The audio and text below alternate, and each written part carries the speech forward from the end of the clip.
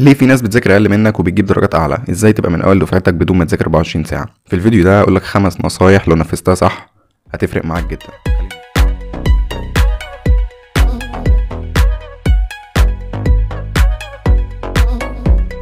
اول نصيحه وهي ذاكر بتركيز مش بوقت طويل.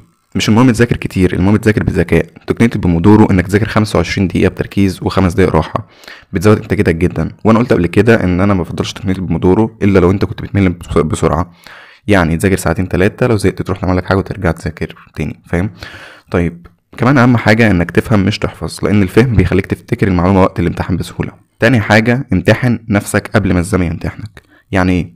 لو عايز تكون جاهز لاي امتحان لازم تتدرب عليه.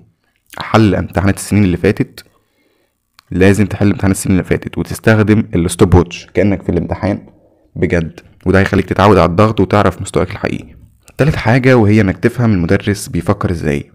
الامتحانات مش عشوائيه، كل مدرس ليه طريقه معينه في وضع الاسئله. ركز مع المدرس في الشرح وشوف النقط اللي بيركز عليها، وركز عليها انت كمان، لانها بنسبه كبيره هتيجي في الامتحان. رابع حاجه هي حافظ على طاقتك الذهنيه. النوم كويس، الاكل الصحي، شرب الميه، حاجات بتفرق جدا، ما تستهونش بيهم، لان لو مخك مش صافي مذاكرتك كلها هتروح على الفاضي.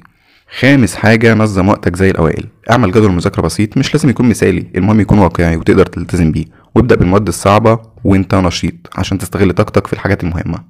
لو نفذت النصايح دي مستواك هيختلف تماما وهتحس بالفرق في درجاتك. قولي في الكومنتات اي نصيحه عجبتك اكتر، وما تنساش طبعا اللايك والسبسكرايب وتابعوا علينا كده عشان يوصلك كل جديد. سلام عليكم.